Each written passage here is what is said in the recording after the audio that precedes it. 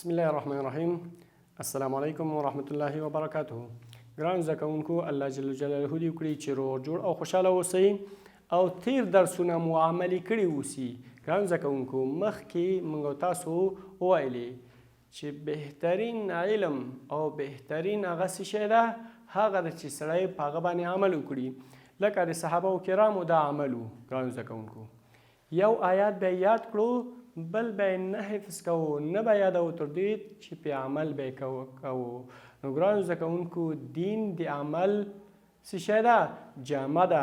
یعنې موږ تاسو دین صرف په دین کې چې یاد کړو، باید دین عملي کړو تر څو موږ رب العالمین ته نږدې شو او په دې دین باندې بیا واقعا وکړی شو په دغه خپل دین من سبب د رحمت د الله شو او سبب د دې شو چې جنت ته لاړ شو. نو ګران زده کوونکو، راځو نن مو موضوع د درس څه شی ده؟ هغه اوبه. کومې اوبه؟ هغه اوبه چې اودس پرې روا ده. ګران زده کوونکو، مختصر زه تاسو ته وایم، اوبه دوه قسمه دي. اوبه څو قسمه دي؟ دوه قسمه. یو پاکې او بل پاکونکي. ګران زده کوونکو، یو پاکې اوبه دي، یو پاکونکي دي. نو د دې دواړو فرق باید یاد کړئ. ګران زده کوونکو، پاکې اوبه هغه دي چې موږ تاسو وینو، څکلی شو، هر څه لکه جوس دی. نن موږ تاسو وګورو جوس پاک دی که مردار دی؟ که چېرته مردار وي موږ تاسو طبیعت یې ګڼي؟ نه خیر، پاک دی، سکوی و. نو په اوبو کې بعضې صفتونه دي، یو رنګ، بوی او همدارنګې خوند. دې شیانو ته باید تاسو رنګ، خوند، بوی.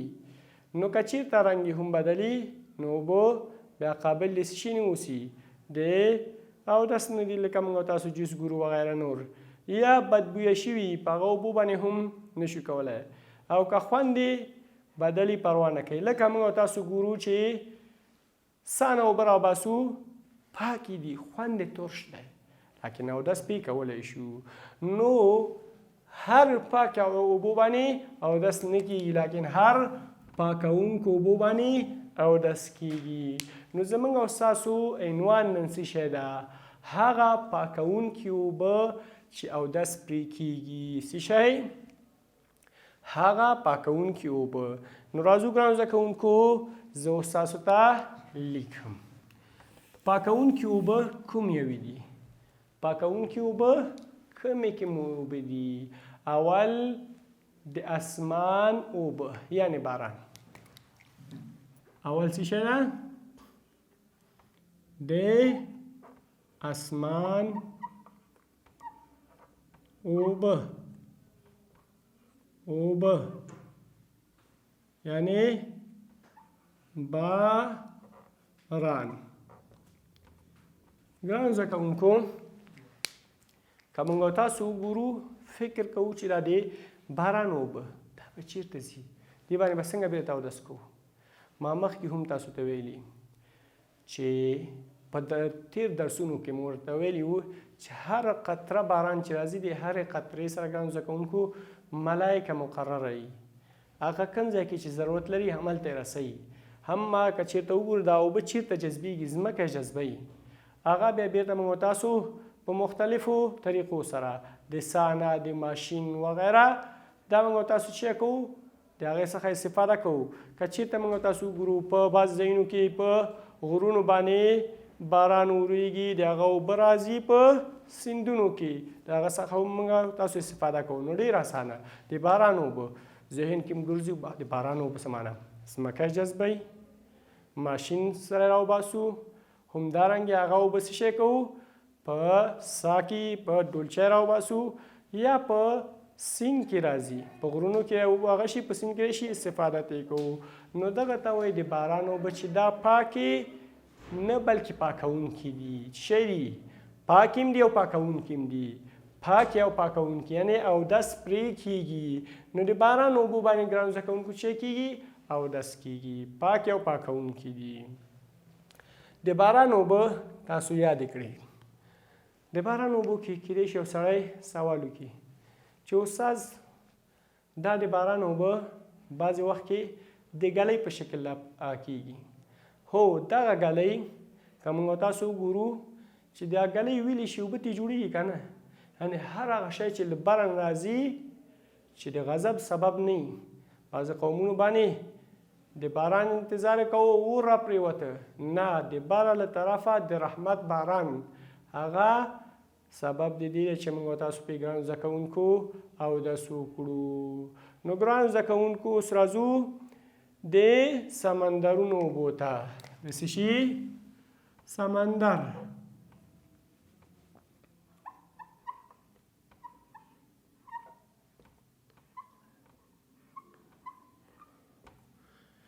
که موږ تاسو وایو چې سمندرونه یعنې بحرونه، څه شی؟ د سیند څخه لږ لوی یا بحرونه، څه شی؟ بحرونو اوبه. اوبه همدارنګه که موږ تاسو وګورو په دې باندې هم موږ تاسو ګرانو زده کوونکو کولی شو چې اودس وکړو. یو ځای کې ګورو چې سمندر ده، بحر ده، هغه کې موږ تاسو اودس د هغه په اوبو باندې کولی شو، اگر که ترش هم اوسي، لیکن چې رنګ او بوی نه بدل شوی. نو که چېرته موږ تاسو د سمندر اوبو باندې اودس کوو نو دا پاکې او پاکونکي دي. د اوبو دوه شرطه دي، پاکې او پاکونکي. ګرانو زده کوونکو اوس راځو د ویالو اوبو ته.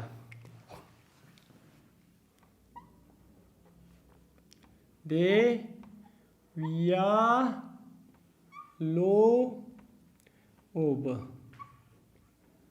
ګرانو زده کوونکو دلته مو یاد اوسه چې یو ویالې په کلیو کې دي، یو ویالې زموږ ستاسو په ښارونو کې دي. هسې نه چې د ښارونو په مردارو ویالو ته ودرېږي او تاسو اودس وکړئ، نه، په یاد مو اوسه هغه ویالې چې سرچینه یې له سیندونو او سرچینه یې له پاکو اوبو څخه وي، نه هغه ویالې چې مردارې اوسي. په ښارونو کې موږ تاسو پاکې ویالې نه لرو، په ښارونو کې اکثره مردارې ویالې لرو، په هغه ګورئ اودس ونه کړئ ګرانو زده کوونکو.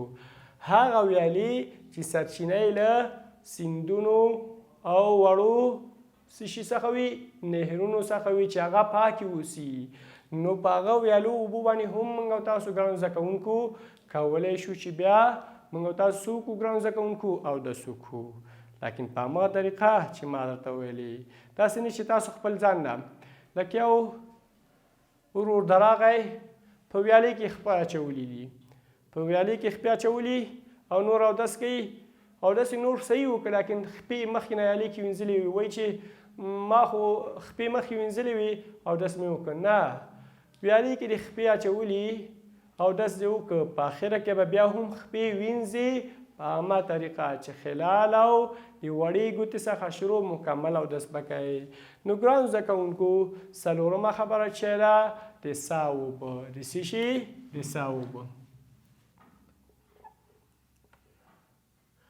ګرانو زده کوونکو د سا اوبه موږ تاسو د سا اوبه پیژنو، سا سره اشنا یاستو. سا چې موږ تاسو ځمکه جوړوو او په 20 مترۍ، 10 مترۍ، مختلف 50 مترۍ، 80 مترۍ، 100 مترو کې اوبه راوځي، دغه اوبو ته د سا اوبه وایي، یعنې د ځمکې څخه چې راوځي دغه اوبو باندې هم موږ تاسو کولی شو ګرانو زده کوونکو چې اودس وکړو. یعنې په دې اوبو کې هم پاکوالی ده، هم پاکې دي، هم پاکونکي دي، هم پاکې دي، هم پاکونکي دي ګرانو زده کوونکو.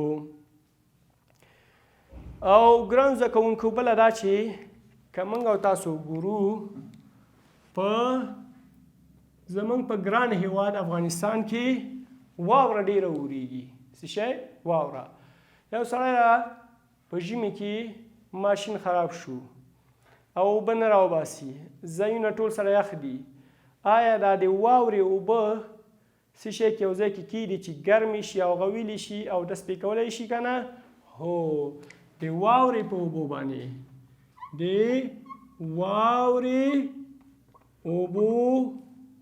اوبو باندې هم چې کیږي، اوبو باندې هم اودس کیږي ګرانو زده کوونکو. د واورې په اوبو هم موږ او تاسو کولی شو ګرانو زده کوونکو چې اودس وکړو. همدارنګې د ګلۍ چې ما مخکې ورته ویلي واوره او ګلۍ، د ګلۍ په اوبو هم موږ او تاسو ګرانو زده کوونکو کولی شو چې اودس وکړو. ګرانو زده کوونکو ټول شیان خلاص شو که څه شی پاتې؟ ګورئ اسمان نه اوبه راځي، سمندر یا بحر ده، ویالې دي خو پاکې ویالې د خر ناپاکې ویالې نه، سا ده، واورې ده، ګلۍ ده، چې خو پاتې نه شو. آفرین. موږ او تاسو په کلي کې لرو، دلته به هم ډېر کم وي، اکثر کلو کې بانډو کې او په بعض ځایونو کې اوسي چې هغه ته چې وایي چینې وایي. آفرین. د چینې اوبه ګرانو زده کوونکو د چینې اوبو باندې هم اودس کیږي. اکثر چینو کې موږ تاسو وګورو چې په عربۍ کې ورته شی وایي عین وایي، چې عین ډېر مختلف شیانو لپاره استعمالیږي، د سترګې او هغه، لیکن یو د چینې لپاره استعمالیږي. د چینو په اوبو باندې هم موږ تاسو اودس کولی شو، چې یو ځای کې چینه وي په هغه باندې هم موږ اودس کولی شو. یعنې دغه اوبه چې دي پاکې دي او پاکوونکي دي. نو ګرانو زده کوونکو ستاسو باید دا یاد اوسي چې دې سره ناپاکه شی، مشکوک شی ګډوډ نه شي، یا داسې نه شي چې موږ تاسو کله غسل کوو په یو ولاړو اوبو کې غسل وکړو ناپاکي خپله هغه کوو. نه، ناپاکه شی به د دې شیانو سره نه ګډي. که ناپاکه ګډ شي او زیاتوالی د ناپاکي زیاتي نو بیا په هغه صورت کې په اودس کول ناجایز دي. ګرانو زده کوونکو دا زموږ ستاسو نننی درس، په آخره کې مو په خدای سپارم. ومن الله توفیق.